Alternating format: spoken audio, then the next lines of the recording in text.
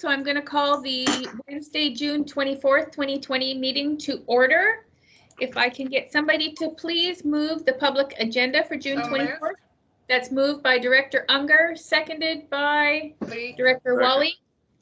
Thank you very much. Remember to do this in your chat function. Is there any additions to today's agenda? Madam Chair, could we have Tom enlarge the agenda? I can't make it out. Okay, Mr. Yates, if you could. So Tom, sorry, Edith. Yeah. It's Edith today. So if we could get you to do that, that would be great. Edith, thank you very much. Keep going. And remember to please turn your microphones off when you are not working so we don't get as much feedback.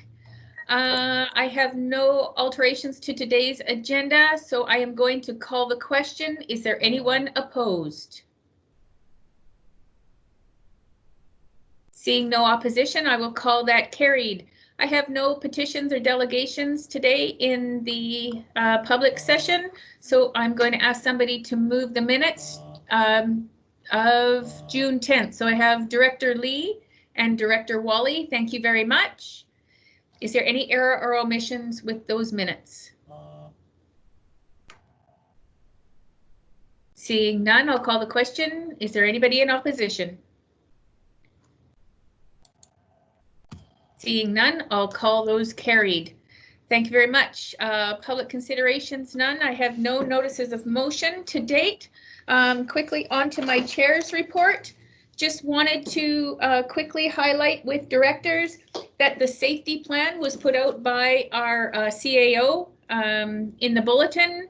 It is now or will be soon on the website in the portal, and each director should be receiving an email regarding that safety plan. So please make sure you take a look. I believe we're moving into stage 3 today, so it's an ever-evolving, changing situation, but staff has done a very good job making sure that those safety plans are in place. Second off, I just want to let the directors know that the RFI went out for the Connected Coast procurement process. I believe it closes on July the 10th, so we're looking forward to that moving forward. And I believe that our CAO will have a more intensive report regarding Connected Coast at our next meeting in July. We're going to be doing this the same way as we did last time because we do have delegations in our in-camera meetings. So in order to make sure that they are not have access to our restricted in-camera, Edith will be sending out an invitation to the in-camera meeting after this meeting. So we will totally close out on the public, reconnect in camera, then totally close out on the in-camera and reconnect for the restricted.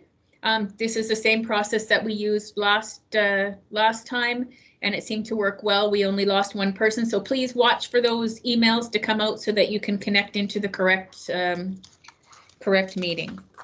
That's all I have right now. Oh, actually, just a little bit of a report on Director Abram. He is at home. He is still recuperating from his surgery and still has quite a bit of pain from what I'm understanding, but we wish him all the best in his recovery, and hopefully we can see him back even in his incapacitated form, maybe at the next meeting via our technology. But that's all I have. If somebody could move my verbal, thank you, Director Lee, and seconded by Director Wally. Is there any questions? Seeing none, I'll. Sorry. I do have a question. Okay. I'm not bringing up any closed or restricted agendas, and I was wondering if are they coming up later, or did I miss something? No, she'll send them out to you as we go. So partway through this meeting, you'll get another invite for the in-camera portion, Martin. And then after that, when we're in camera, she'll send you out. We're trying to make it so that people don't go into the wrong meeting. So. No, I'm just talking about the actual agendas that were posted. I haven't seen any, so. They should be on your tablet. They were all posted in your agendas. Okay, yeah. Well, I'll have to update it, see if I pull it up. Thanks. Okay, thank you. And Ms. Watson or staff, if somebody could just make sure that Director Davis has access to those, even if it means sending him out a copy, that would be fantastic. Okay, so I'll call the question on my report. Is there anyone in opposition? Seeing none, I will call that carried. I have nothing on the consent calendar. On to the Electoral Area Services Committee. Moved by Director Lee, seconded by Director Wally on the minutes. Is there any discussion?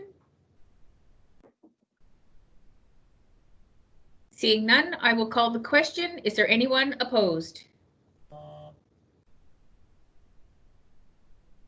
Seeing none, we'll call that carried. On to number 2, the Strathcona Gardens Commission. Director Adams.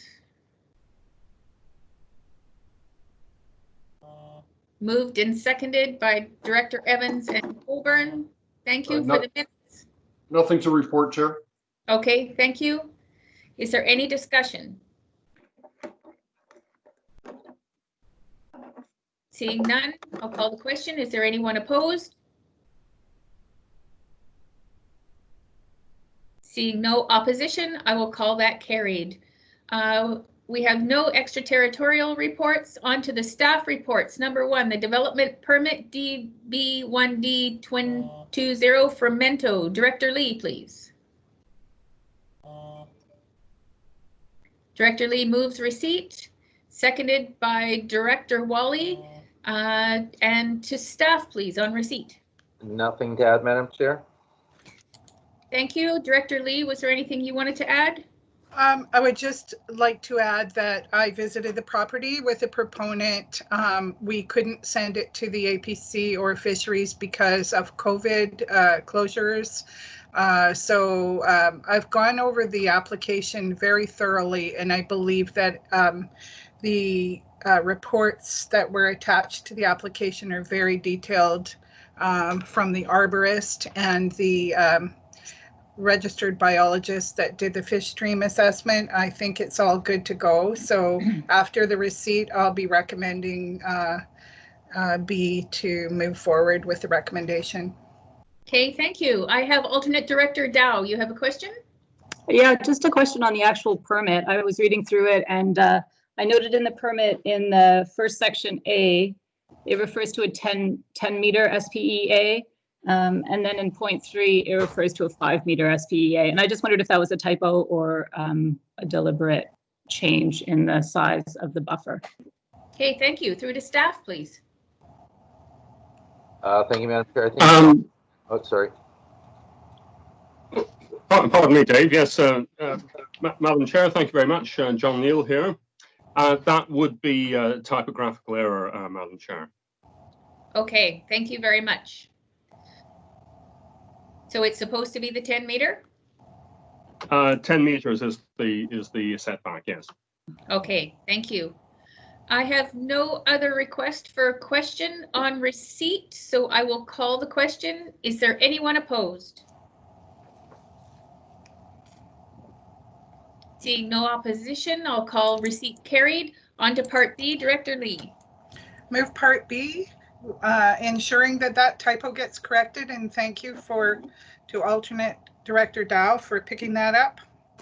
The riparian area was all flagged, and it was, when I saw it, it was all 10 meters. Thank you. And I need a seconder for part B, which is that the development permit DB1D20 for Mento as attached in staff report dated May 6th, 2020 be approved, and that the corporate officer be authorized to issue the development permit. Is there any other questions? Seeing none, I'll call the question. Is there anyone opposed? Seeing no opposition, I will call that carried. Thank you. On to number 2, the OCP consultation process. CP 1A20RZ, 1A20 FEAR. I need somebody to move that. Director Kerr move, thanks. And Director Unger second. On receipt and to staff, please. Nothing to add, Madam Chair. Thank you. Is there any directors that have anything to add? Director Cornfield, please. Thank you. I just had a question on the consultation list that's shown on page 3. I was wondering why we had a number of tribes listed and First Nations listed that aren't in our area or adjacent to, yet we do not have a picked list of nations inside the SRD. Okay, thank you, Director Cornfield. Through to staff. Thank you again, Madam Chair. I can answer that question. The list that is generated of the First Nations to be referred is obtained from the Consultative Areas Database, which is a provincial database. So what happens is that the area of the application is created as a polygon, and then the list generates those nations that have an interest in that land, Madam Chair. Okay, thank you. So, my point being that Lake Cowichan First Nations wouldn't have an interest here, neither would the Penelka tribe, which is outside of Nanaimo, and Stumanis. And so my concern is that there's a number of First Nations that we deal with, Clowetzies being one, that's not on the list. And I think we should be a little bit more, I don't want to say circumspect, but I think we should be a little bit more direct in making sure that our First Nations in the SRD or immediately adjacent are consulted. Okay, thank you. Is there any other comment regarding receipt? Seeing none, I'll call the question. Is there anyone opposed? Seeing no opposition, I'll call that carried. On to part B, Director Lee. I would move part B subject to the consultation list, including the Weewekai, Weewekam, Hamalko, and Slawitsis. Okay, just process-wise through to staff, please. Madam Chair, is that an amendment to the recommendation that we have there? I'm moving the recommendation with consultation list amended to include local bands. Okay, you don't have that typed up, do you? Yep. Again, just a reminder, if you have amendments to motions, it's very helpful for us if you send them on in beforehand. We didn't have the motion on the floor and then the amendment happening. Okay.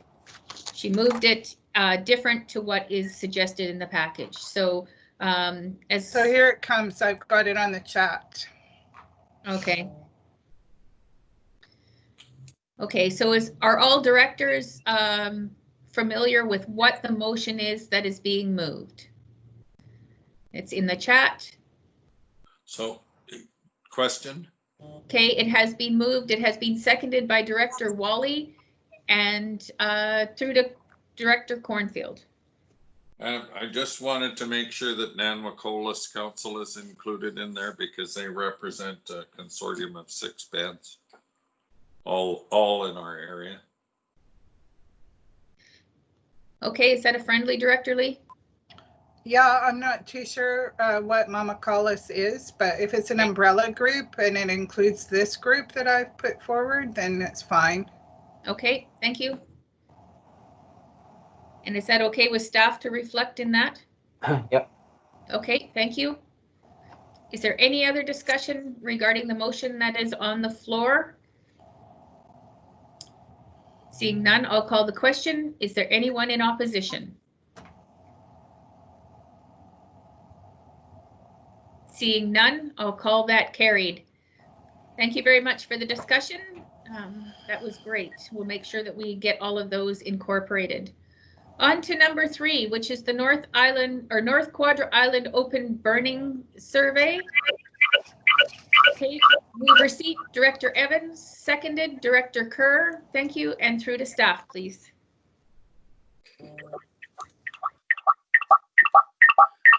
Hey again, can you hear me? Somebody needs to turn off another apparatus. Okay, Mr. Koopman, I believe the CAO has asked for you to speak to this. Chair Babcock, can you hear me okay? Yeah, you're very echoey. Do you have another piece of another device that's on as well? No. Okay, that's not going to work, Sean. I'll speak to it there. That's like Sean's got too much feedback going there. Yeah. Madam Chair, we had put out a burning survey to the North Quadra area to get some feedback on whether they would like to see a fire service and what kind of detail and expense they'd like to or support within that fire service. That survey came back with some mixed response, and we've requested EASC to support us doing a little bit of a deeper dive into a more extensive survey, which EASC supported. Okay, thank you. Is there any other questions regarding receipt of the CAO's report regarding North Quadra Island open burning survey? Seeing none, I'll call the question. Is there anyone opposed? Seeing no opposition, I'll call that carried. And thank you, Mr. Koopman. I'm sorry that the technology wasn't working today, and hopefully we'll hear from you at a different time. So on to number 4, which is the Quathiaski Cove Sewer Extension Project. If I can get somebody to move receipts. Director Colburn, seconded by Director Ives. Thank you very much. And through to staff, Mr. Harmson.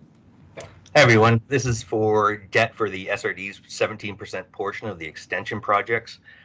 This is the remainder that's left over for folks who opted not to, or who opted to take part of the debt financing. The total amount was $193,000, but we received about $49,000 in commutations, leaving the $144,000 balance to be paid for over 20 years. This will get funded by a parcel tax, so it won't affect the rates in the area, and it'll just be applicable to the 32 remaining properties in the area. Please let me know if you have any questions or comments. Thank you very much. Is there any questions for Mr. Harmson? Seeing none, I will call the question on receipt. Is there anyone opposed?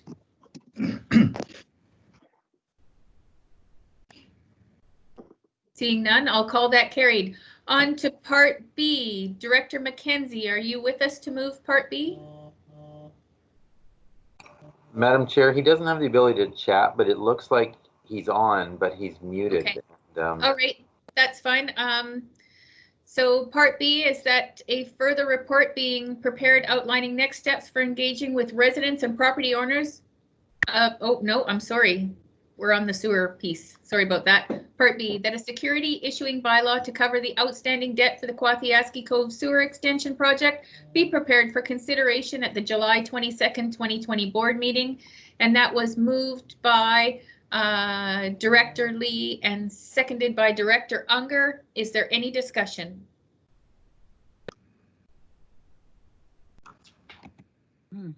Seeing none, I'll call the question. Is there anyone opposed? Seeing no opposition, I will call that carried. On to Area D Universal Metering Study. Director Lee. Move receipt. Director Lee removes receipt, seconded by Director Ives. Thank you very much. And to staff, please. Thank you, Madam Chair. So throughout the year, the province provides planning study grants for a variety of projects that local governments have. What it is up to a $15,000 grant, 10 supplied by the province and 5 or above supplied by the local government to do a planning study grant on a variety of infrastructure projects. In order to be successful moving forward into receiving a greater grant for the infrastructure, it's almost mandatory at this point that local governments complete a planning study grant. So therefore, in anticipation of moving forward with a water meter program in Area D, we're requesting the board's support to make a planning study grant for Area D. This grant has a deadline submission date of July 15th, and that's the reason it hasn't come to EASC. It's just come directly to the board. Okay, thank you.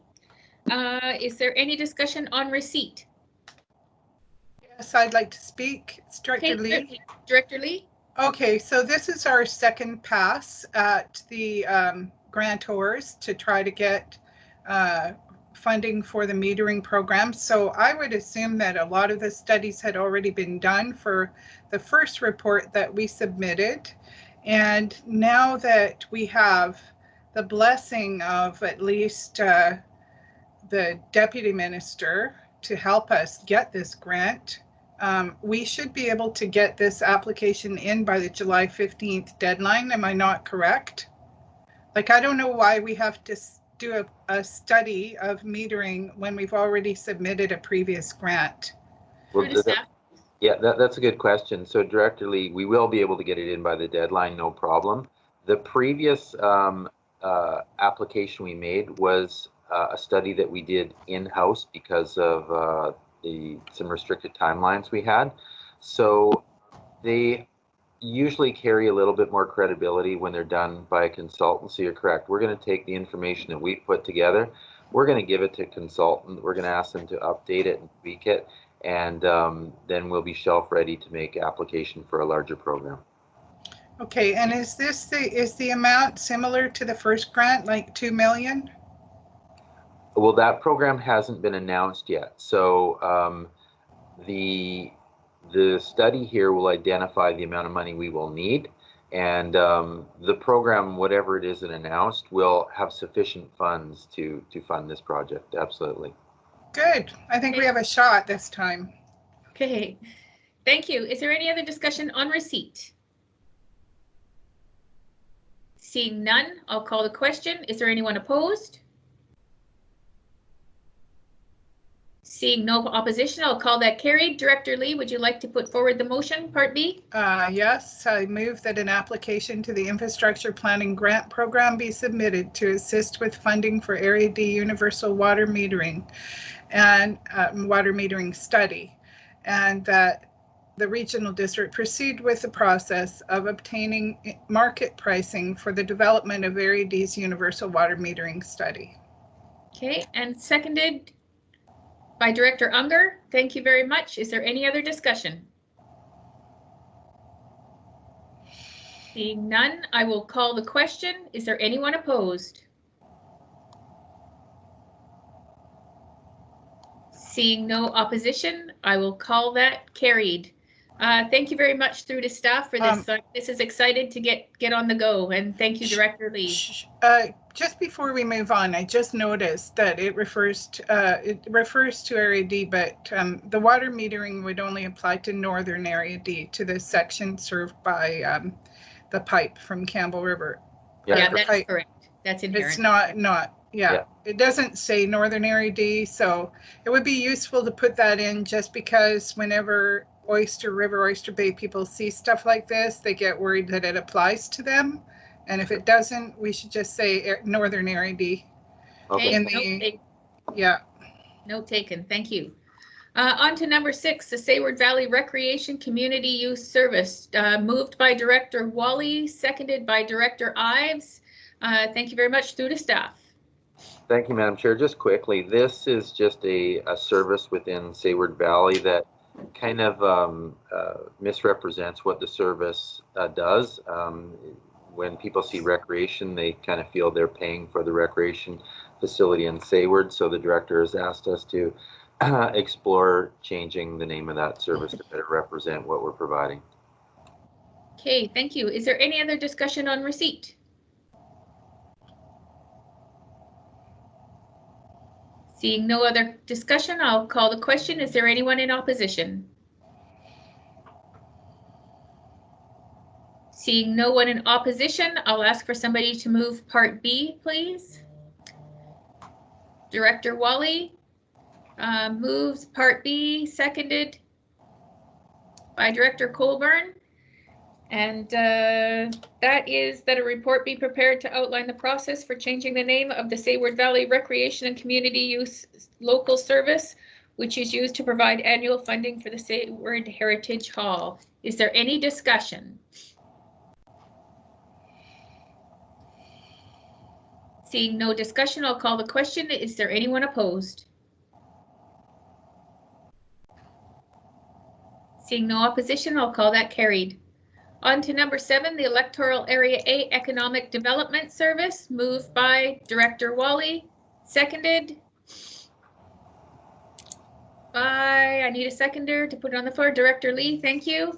And Director Wally, please. Thank you, Madam Chair.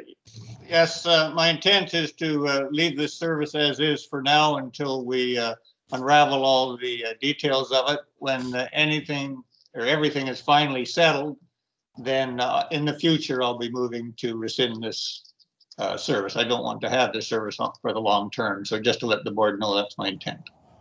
Thank you for the heads up on that, Director Wally. Is there any other discussion? Seeing none, I will call the question.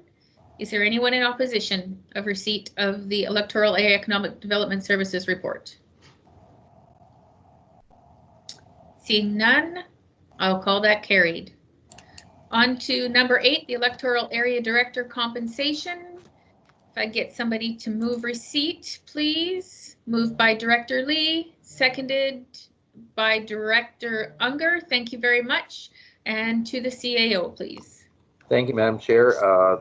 Just quickly, all this is the housekeeping effort on the EA Director compensation.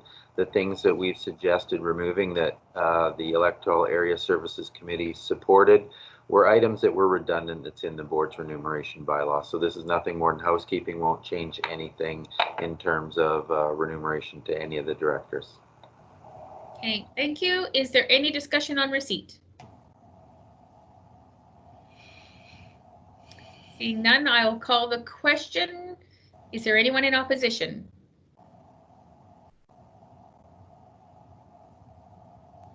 Seeing no opposition, I will call that carried.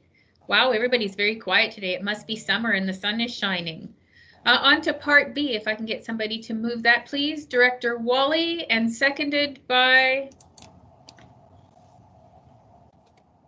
I need a seconder to put, okay, Director Ives, thank you very much. And that is that an amendment by law be prepared for the purpose of deleting the supplemental rates paid to electoral area directors for travel remuneration and On for a point of order, Madam Chair.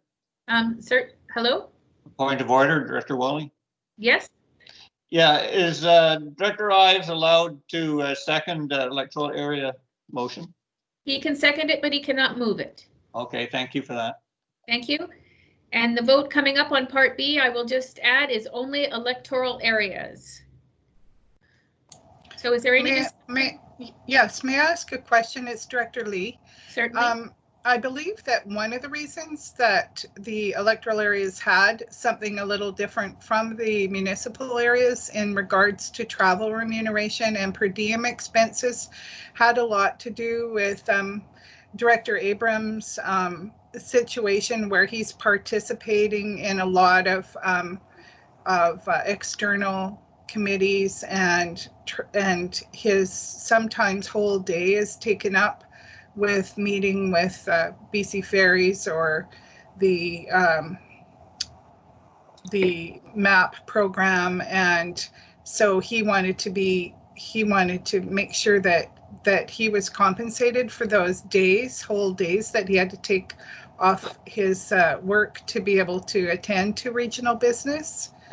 And it is a little different for electoral area directors. I'm not sure if we should just wholesale eliminate these per diem expenses, because although I don't access them, and I'm not sure if Director Wally or Director Anderson do, I know Director Abram counts on them. Okay, thank you. I'm going to go to staff, and then I have Director Cornfield. To staff, please. Thank you, Madam Chair. So just to reiterate, this doesn't change anything in the bylaw that you've just spoken to. What it does is, if there's something in the board's remuneration bylaw that again is redundant in the EA bylaw. It's unnecessary in the EA bylaw. So the things, as you spoke to, remain in the EA bylaw as they're not in the board's bylaw. Okay. Okay, Thank you. And I'll go to Director Cornfield and then Director Wally. Director Cornfield. Okay, thank you, Chair. Just to remind directors that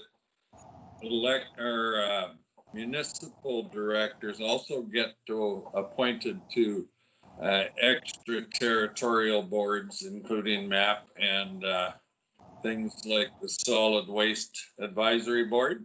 And I think it's not right when we have two rates applying to people for the same thing.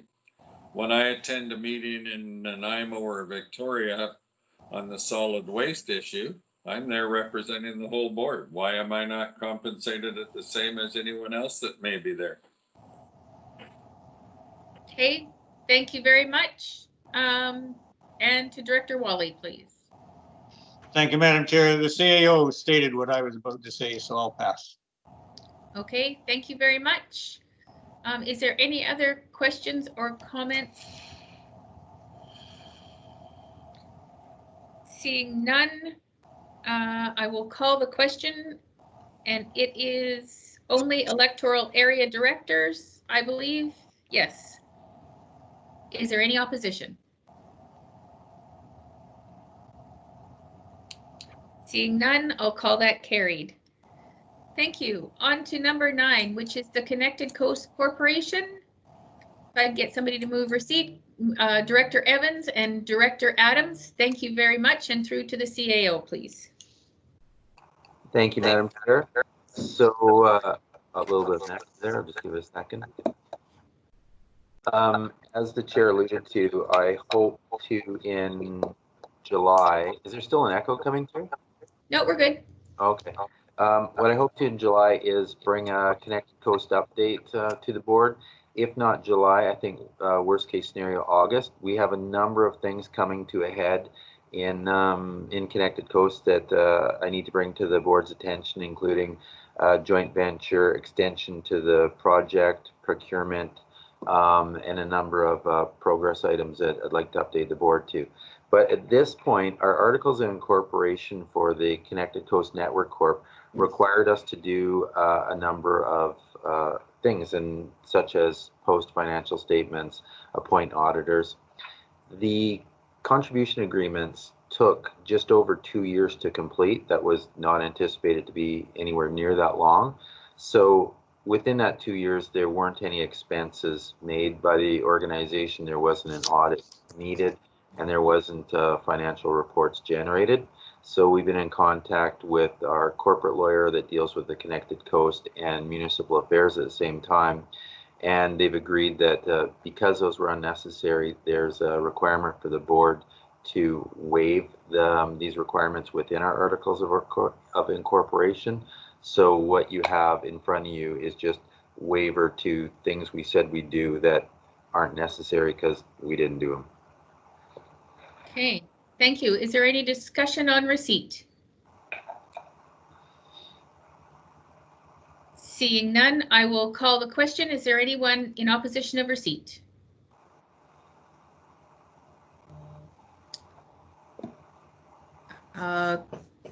I see no opposition. I will call that carried. On to part B, please. Okay, I've got Director Adams moving part B, Director Ives second, and then I believe Director Colburn. I'm sorry, I couldn't hear, but I believe you had a comment. Can you hear me now? Yeah, I can. Thank you. Okay. It was just on the report. It was just a typo in the executive summary at the end. Instead of SCCNC, it says CCNC, not a biggie. Oh, okay. Well, thank you for bringing that to our attention, though. Thank you. So on part B, do we have any discussion? Seeing none, I'll call the question. Is there anyone opposed? Seeing no opposition, I'll call that carried. On to part C, I have Director Unger moving, Director Wally second. Is there any discussion?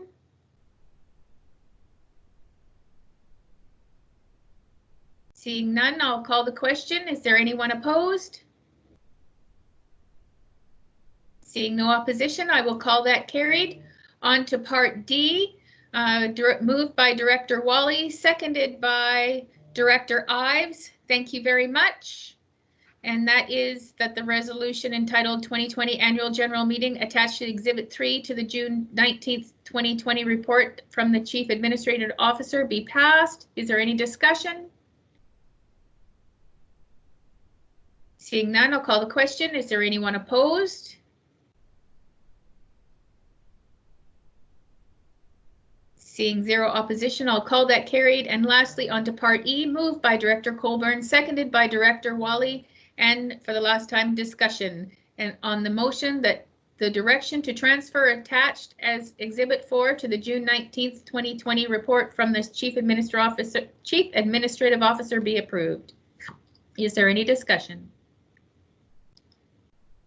Seeing none, I'll call the question. Is there anyone in opposition? Seeing zero opposition, I will call that carried. Okay, next on the list is number 10, which is Ministerial Order M192, Open Meeting Guidelines. Moved by Director Adams, seconded by Director Unger, and through to staff, and then I have a speakers list. So through to staff, please. Through the chair, the regional district is in receipt of the correspondence from the Ministry of Municipal Affairs and Housing regarding the Ministerial Order M192. This order is dealing with a number of matters that relate to local government meetings, such as public accessibility, transparency, electronic participation, all of which have been impacted by the COVID-19. We received this correspondence the day before the agenda came out, so there will be a further report coming to the board on July 22nd that will outline the implications of the ministerial order.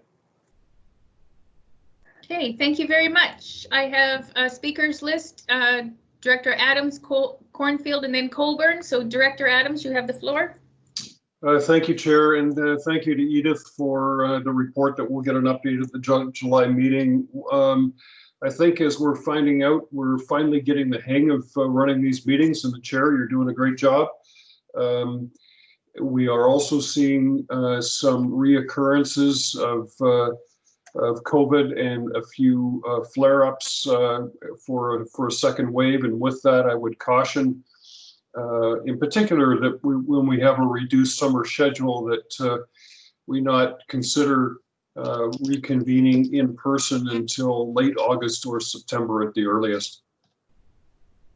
Okay, thank you very much. Director Cornfield. Thank you, Madam Chair. I'm on mic for the, I realized that staff didn't have enough time to go through the M192 guidance, and I would like to see something that is really clear and clarify public hearing process, especially when it comes to zoning amendments and or OCP amendments. It was, having read through it, it's not, it doesn't talk about public hearings. It talks about public notice, and it talks about meeting locations and elected officials and public attendance at meeting locations, but it doesn't really talk about those specifically for public hearings for zoning and OCP amendments. So just if they could deal with that and be really clear, because those are the ones that we usually get delegations from our constituents. Okay, thank you. Through to staff.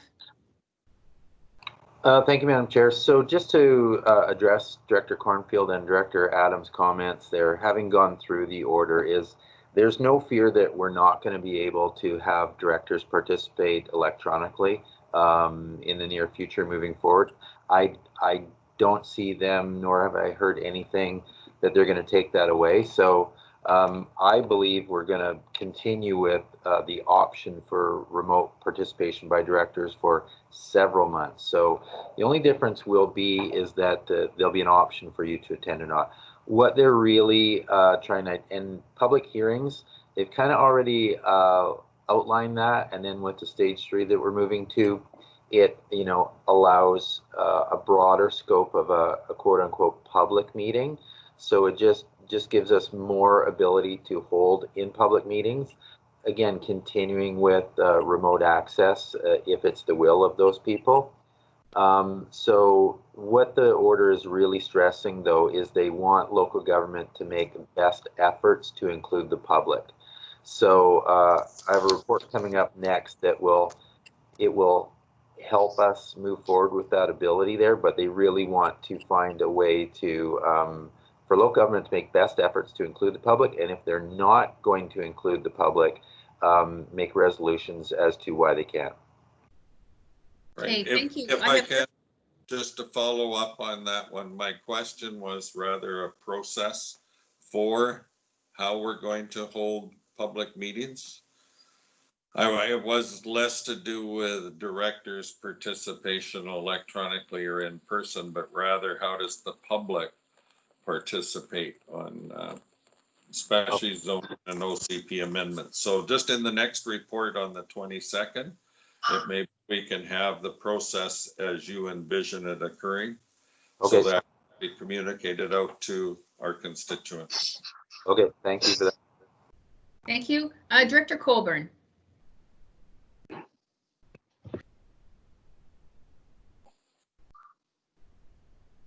Director Colburn. Hello. That was going to be my comment. Yep, that was going to be my comment as well. So I really thank the CAO for the next item and ways that we can move forward with that. I know that we had our first in-person public meeting, public council meeting last night, and the feedback we got was that this has been a true disservice to public, not being able to have the public involved. And so I will as well be looking to see if this order kind of supersedes the public hearing motion that was made last meeting. I think if we can move forward in a safe and secure manner with public participation, either distance or in person, then that's what we should be doing. Thank you. Thank you.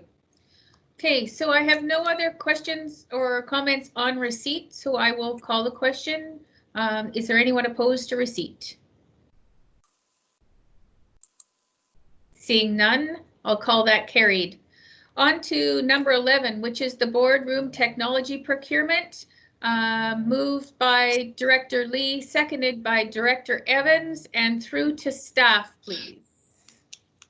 Thank you, Madam Chair. So it's no coincidence that I put the agenda in this order here.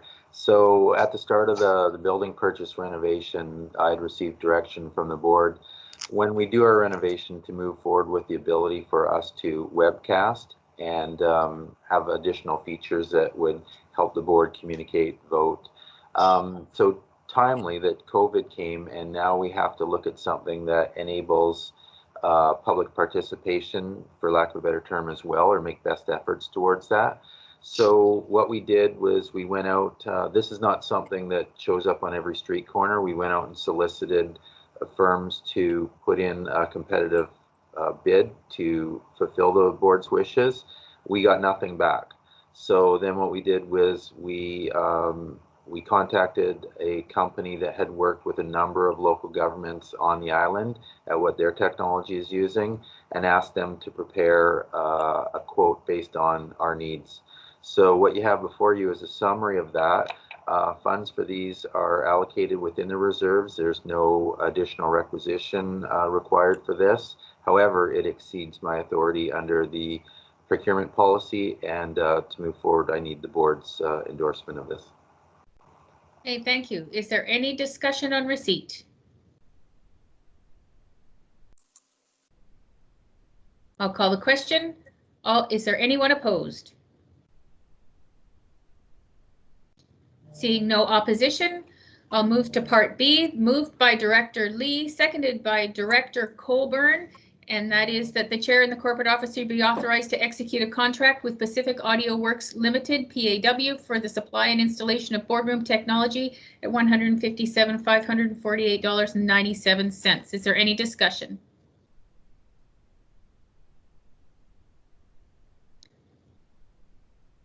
Seeing no discussion, before I call the question, I just want to thank staff. This is going to be able to allow us to get the public to participate at a very high level, even if we have to be using the technology. So I think this is fantastic. I know that the CVRD, the City of Comox, and Saanich are all using this technology. So I look forward to this being implemented into our boardroom. Thank you. Is there anyone in opposition?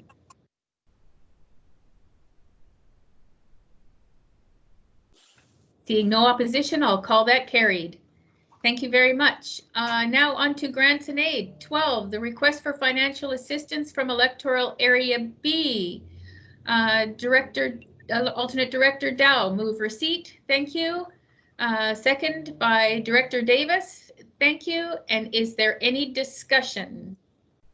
Director Dow, did you have any comments? Nope. Okay, thank you. Does staff have any comments? Nothing to add, Madam Chair. Thank you. So on receipt, seeing no discussion, I will call the question. Is there anyone opposed? Seeing no opposition, I'll call that carried. And on to Part B. Director Lee moves. I need seconded by Director Ives, and then she is moving Part B, items 1 through 8. Is there any discussion?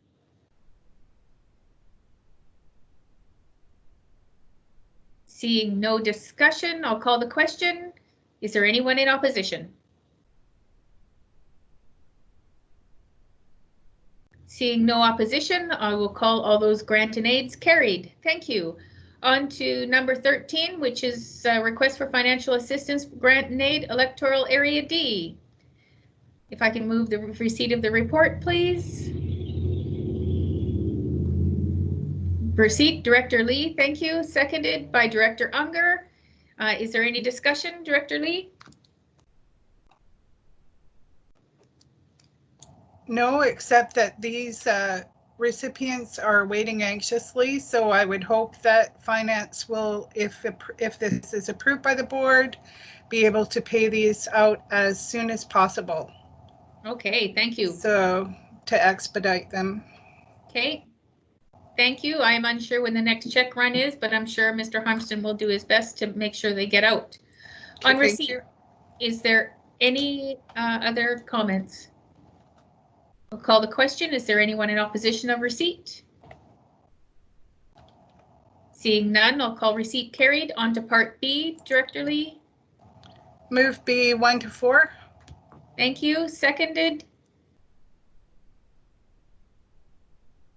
I need a seconder, please. Second, Director Unger. Thank you. Is there any more discussion? Seeing none, I'll call the question. Is there anyone in opposition? Thank you. That is carried. There's a question here about Area B grants and aid. We've already done that. No, I just made a comment that we will expedite Area B grants and aid as well. Oh, okay. Thank you. On to bylaws. Bylaw number 378, Campbell River Storm Licensing Agreement. If I can get somebody to move receipt. Director Adams, thank you. Seconded by Director Kerr. And through to staff, please. Thank you, Madam Chair. Nothing to add, just a note that there was no opposition to this when posted to the public. Okay, Director Adams, did you have anything you would like to add? No, just that the Storm have been very active in signing players in hopes that a season will actually occur. Thank you very much. Okay, on receipt, seeing no other questions, I'll call the question. Is there anyone opposed? Seeing no opposition, I'll call that carried. On to part B, that the bylaw number 378 being Campbell River Storm License Agreement Authorization Bylaw 2018 Amendment number 1 be reconsidered, finally passed and adopted. I have that moved by Director Adams, seconded by Director Evans. Is there any other discussion?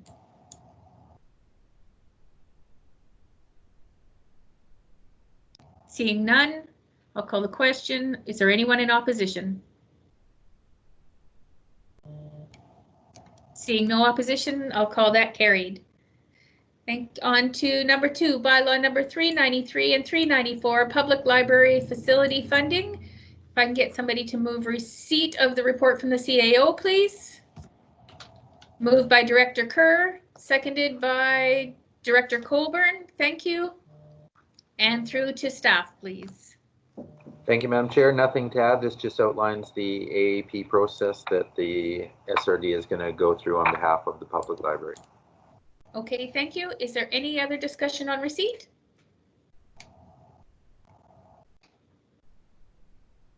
Seeing none, I'll call the question on receipt. Is there anyone in opposition?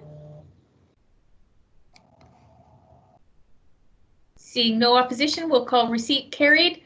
On to part B, that the elector response form attached to the June 19th, 2020 report from the Chief Administrative Officer be approved for the alternative approval process for bylaw 393 and 394. Moved by Director Dow, seconded by Director Lee. Is there any discussion?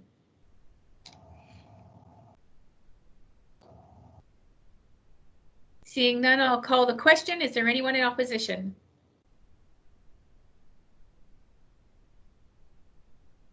Seeing no opposition, I'll call that carried.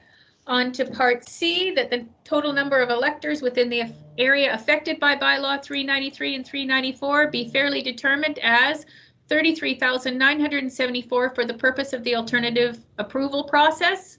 That is moved by Director Evans, seconded by Director Davis. Thank you. Is there any discussion? Seeing no discussion, I'll call the question. Is there anyone in opposition? Wow, we got nobody opposed to anything today. This is fantastic. Okay, I will call that carried. Thank you. And on to part D, that the deadline for submissions of electoral response in respect of alternative approval process for bylaw 393 and 394 be established at 4:30 p.m. on Monday, August 10th, 2020. That is moved by Director Lee, seconded by Director Adams. And finally, is there any discussion? Seeing none, I will call the question. Is there anyone in opposition? Seeing no opposition, I will call that carried. Thank you. On to correspondence. I will accept a motion for one, part, or all. Director Wally, move all correspondence. Thank you. Do I have a second? Seconded by Director Unger. Director Cornfield, you are going to step away because of conflict of interest. Am I understanding that? That's correct. For item number 1, I sit on the Memalakwa Economic Development Corporation Board. Okay. So it would be a conflict to be linked with that one. So if we could do that one separately, that would be great. Okay, so we'll pull number 1 then, so you can declare conflict. So currently I have correspondence 2 through 6 on the table. Is there any discussion? Seeing none, I'll call the question on correspondence 2 through 6. Is there anyone in opposition? Seeing none, that is carried. On to number 1, if I can get somebody to move the proposed reserve lands for Menzies Bay, please. That is moved by Director Adams, seconded by Director Wally. Thank you. Is there any discussion? Just my conflict of interest. Do Okay. I need to say it now? So I will. You were already intent, that was already inherent with the last conversation, I think, Director Cornfield. Okay. Okay. I see no discussion on correspondence number 1, the proposed reserved lands for Menzies Bay. I'm going to call the question. Is anyone in opposition? Thank you. That is carried. We are now going to move. I have no members' reports, management reports, or new business at this time. So if I can get the report from the CAO regarding closed session to be moved, please. Moved by Director Davis, second by Director Adams. And Director Davis, you have a question on receipt? Yeah, I was going to make a members report, but I see it's been moved to the closed meeting. I'm just curious as to the rationale behind that. I'm sorry? I was supposed to make a members report, but I see that it's been moved to the closed meeting, and I'm curious as to the rationale. Your members report has been moved to the closed meeting? Yeah. There's no members report on the agenda. Okay. There is on the closed meeting though, but this is regarding Vancouver Island Coastal Community Climate Leadership Plan. I was just going to give an update on the last meetings. If you have a verbal, is it to be in closed session or open session? I'm confused because it didn't get included on the agenda. Do you see it on the agenda? I see it on the closed agenda. I was just curious as to why it was placed there. It's under J, Director's Reports, the AVICC survey update. Just give me a sec.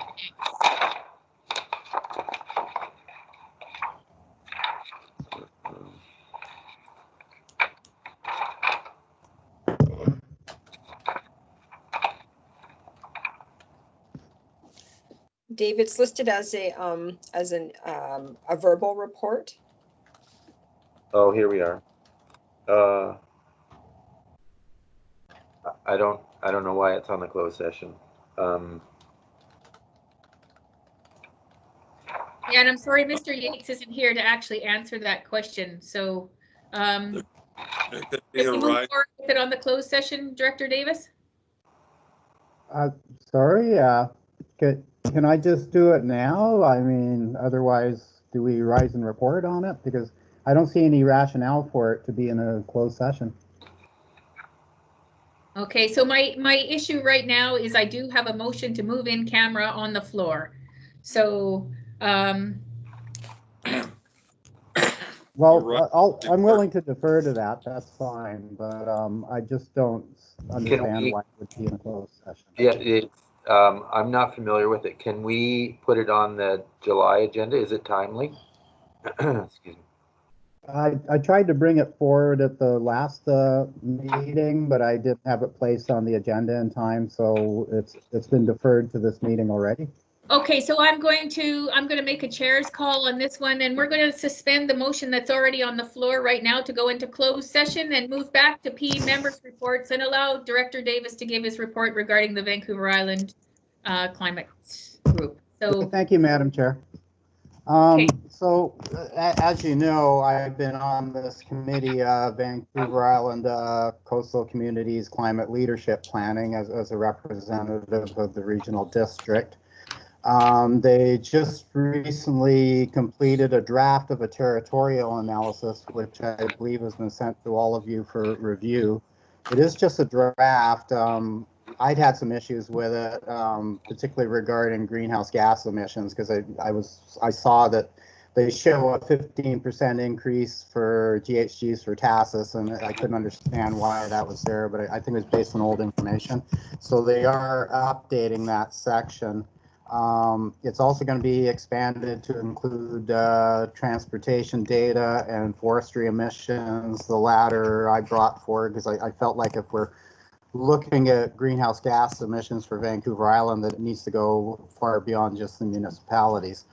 They're also expanding the focus to include resilience strategies in the overall climate planning. There's an aim for a webinar on the territorial analysis and the survey results that we were all part of by mid-September. Now this goes back 2 or 3 weeks now. At that time they had a 76% survey response, but I'm sure it's much higher than that right now. Is planning. There's also going to be a climate caucus online conference August 6th, 7th. And the goal overall is November 6th to have a conference on this climate leadership planning, identifying ideas for action and convergence, and to engage federal and provincial ministers to hopefully attend this conference. I'm not sure if it's going to be in person or online. We're just leaving that up in the air right now until we have a better idea what's going on with the COVID-19 situation. So that's my report. Thanks. Thank you. Director My Cornfield. receipt. Okay, How do you want to do it, Chair? that's fine. Move receipt. Can I just get a seconder for the verbal report, please? Second, Director Adams. Okay, Director Cornfield. Well, question through to Director Davis. Has it been established as an official AVICC study? My understanding when I filled it, it's VICC, and it's not sanctioned by the association as a whole. Well, they're in communication with AVICC, and I guess they have no problem with them doing this. And I do want to be clear that this isn't officially with AVICC. I saw that as a header in the closed meeting, and it isn't a direct branch of AVICC. It is an independent committee at this point, because AVICC has stated that they don't really have the capability to take this on. So it's and it was listed that way in the survey as well. Second point, if you're going to request greenhouse gas emissions from the forest sector, are you also going to include greenhouse credits for the forest land? Because I would assume, sorry. We're a carbon sink, and where we absorb more carbon dioxide than we produce, and nothing is more significant than that on the forest sector. Right. Rapidly growing trees use more carbon dioxide than anything else. So. Yeah, Davis? there are other aspects too. They also use a lot more water, which is drawn out of the what would otherwise enter the rivers, and it affects salmon spawning. So there's a number of issues there, and I'll certainly bring them forward. Okay, thank you. I have the motion on the floor to accept Director Davis's verbal update. No other questions. I'll call the question. All of those opposed. Seeing none, I'll call that carried. I need somebody. I'm going to put the report from the Chief Administrative Officer back on the floor. It has been moved and seconded. Is there any discussion on the CAO report? Seeing none, I'll call the question. Is there anyone opposed? Okay, before I move the next one to go in, I just want to make sure through Ms. Watson or whoever's doing it, has everybody received their email to come out of here and go into the in-camera meeting? Can I get clarification on that? Because I certainly have not. I have sent out the invitations. They should be in your calendars. Okay. In my email? So it's showing in mine. Okay. Thank you. Okay. I don't see any in our emails. I'm resending it right. Okay, thank you, Ms. Watson. She'll be sending it out into your emails right now. So on to part B, which is the closed meeting to be held in the following termination of the meeting to consider matters deemed to fall within parameters of subsection 91C, 91D, 91G, 91J, 91K, 91N, 91O, and 92B of the Community Charter, That's moved by Director Lee, seconded by Director Colburn. Is there anyone in opposition? Seeing none, I'll call that carried, and we'll move termination. Director Evans, seconded by, need a seconder? It's adjourned to in camera. We're terminating this meeting, though. Seconded by Director Colburn. We have to come back because No, we do not. We are terminating this meeting, and then we will go into closed session under the following charters. We are not coming back into the public. That's why we are terminating. Is there anyone opposed to termination of this meeting? Seeing none, I'll call the question. All those opposed?